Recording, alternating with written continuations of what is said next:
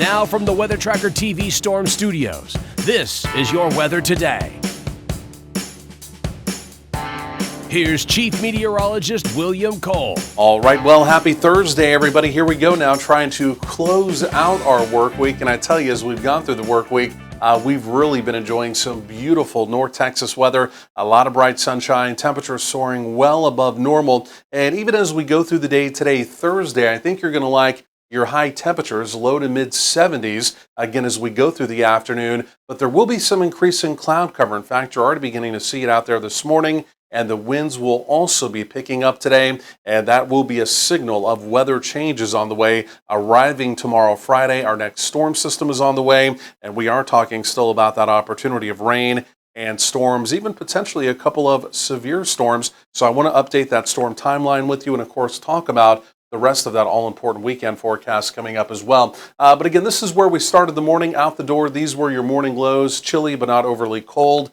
DFW officially this morning only down to 47, and even looking around the area, again, most locations, again, mid-upper 40s, even, again, on the Fort Worth side of town, Alliance, only down to 50, again, earlier this morning. Look carefully, you can see a little smattering of green showing up, and there are some very light raindrops falling out of some of the cloud cover that's moving through, but this is what we call Virga, V-I-R-G-A, and essentially, even though the raindrops are falling at cloud base, the atmosphere below the clouds is very dry, so as those raindrops fall through the atmosphere, they basically evaporate. It's not impossible you see a raindrop on your windshield, but again, by and large, as we go through the day today, I think we're completely dry, but then again, as we get into tomorrow, Friday, here come those weather changes I was talking about. Look out on the West Coast. Again, you can see all the brewing weather there, especially out in California.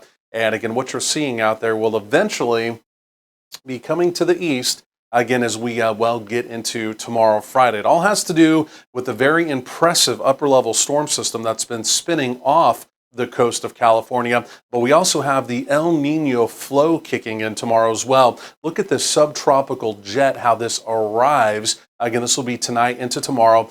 There's an area of low pressure. You can see it curling up there, and that's going to give us that opportunity of rain. Could still be a few lingering showers, again, early Saturday morning. Then I think we're basically dry on Saturday, but as the storm pulls away, it's not impossible, especially in our northeastern counties, like maybe up in the Bonham or Paris area on Sunday, to maybe have a couple showers. But by and large, once we get through Saturday morning, I think most of us through the weekend are relatively quiet. Then we have a ridging pattern early next week, which again will be fairly quiet, but then take a look back out to the west.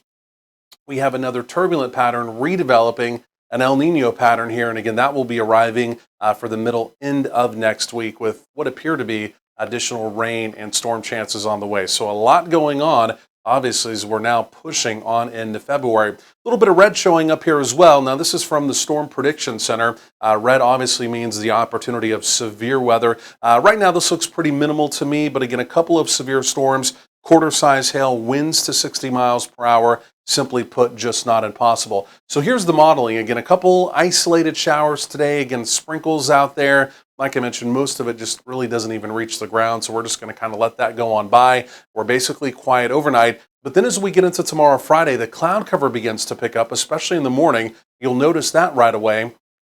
And then as we go through the day, look at this. Even by the middle to end of the afternoon, a few showers begin to show up. Nothing really major with that there. But then here comes the actual upper-level storm system as we get into Friday night.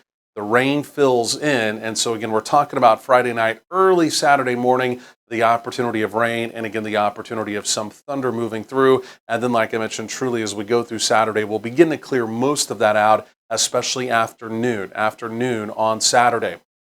So future rainfall projections, a quarter to a half on average for a lot of us. Some locations in our eastern counties, though, could easily pick up an inch, maybe even an inch plus. So we're talking about 70s for daytime highs. Again, winds becoming a little bit breezier today. Like I mentioned, you'll definitely notice that. But again, if you are making those Thursday evening plans, wow, that continues to look really nice.